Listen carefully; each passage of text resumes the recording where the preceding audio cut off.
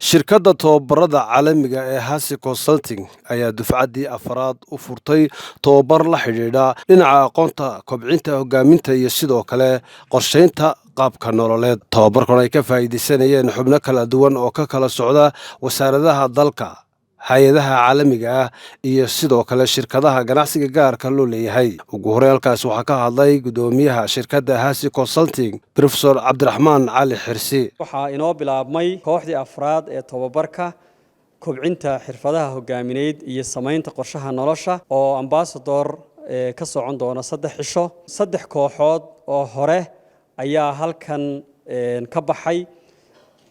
kooxdana waa kooxdii afraad. ilaahayna waxaan ka rajaynaynaa kooxo fara badan oo dambena inay halkan ka baxaan.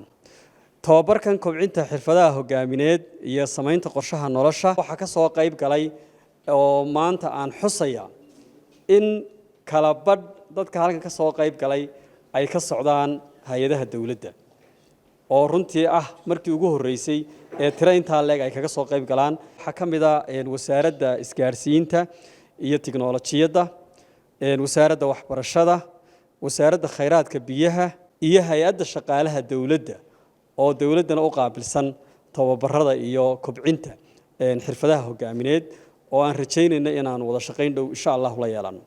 waxaa ka mid ah hay-adaha caalamiga ka soo qayb galay NRC oo runtii shaqaale badan soo diray, shirkadda Sagalcad ee daawacaadda oo runtii shirkadda kaliya ee afartii kooxoodba soo dirtay dad ka mid ah shirkadda mas'uuliyiinteeda, shirkadda Meecaad Group oo runtii markii labaad ka soo qayb gashay, shirkadda Gobi Store oo markii labaad iyaguna ka soo qayb galay, shirkadda Haas Petroleum oo iyaguna markii labaad ka soo qayb galay.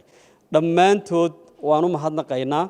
shirkadaha kale, wasaaradaha dawladda, laamaha kale ee dawladda ama hay'adaha madaxa bannaan waxaan ugu baaqaynaa dhammaantood inay ka soo qayb galaan. ilaahay idamkii tababarkani waa mid loogu talagalay qof kasta oo afka Soomaaliga ku hadla meeshuu doonaha ku noolaada geeska Afrika ama dibaddiisaba ha ku noolaadee oo doonaya inuu qabto wax ka badan naftiisu waxay doonaysaa ama dantiisa gaarka wax ka badan doonaya inuu qabto.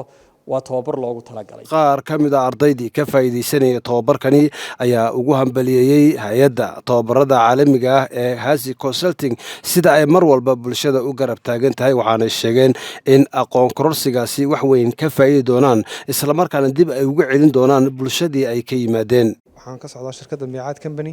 training-kan oo mid aad iyo aad u qiimo badan. shirkadaha kalena waxaan ugu baaqayaa inay ka faa'iideystaan. waxaan ka shaqeeyaa xafiiska NRC. horta marka koowaad training-kan markaan arkay inuu training-kani qabsoomayo dadaal badan baan geliyay inaan ka mid noqdo teamka xafiiskayga ka imanaya inaan ka mid noqdo. ka socda shirkadda Gobi Store waxaan filayaa inaan hogaamin badan oo intii aan hayay awal in ka badan aan ka faa'iido. socda shirkadda daabacaadda casriga ah ee Sagalcad. run ahaantii aad baan ugu faraxsanahay tababarkan leadership-ka ka socda wasaaradda waxbarashada iyo sayniska. markaa tababarka waxaan ka rajaynayaa inaan ku barto xirfadaha hogaaminta. wasaaradda isgaarsiinta iyo tiknoolajiyadda ku hadlayna afkeeda waxa weeyaan halkii lagu talagalay in ummad laga hogaamiyo. waxa sharaf weyn ah inaan tababarkan ka soo qayb galay.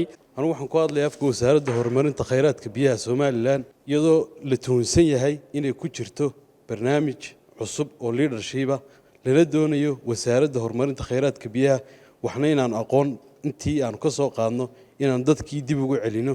ka socda hay'adda shaqaalaha dawladda waxaan ahay agaasimaha waaxda sharciga. tababarkan ay noo fureen qoladan Hasi Consulting waa fikir aad u muhiim ah oo aan soo dhaweynayno. waxaan ka faa'iidi doonaa tababarkaas inaan macnaheeda ka helo xog hogaamineed ama sifooyinka looga baahan qofka hogaamiyaha ah. Cabdulqaadir Cudi, Home Cable TV, Hargeysa.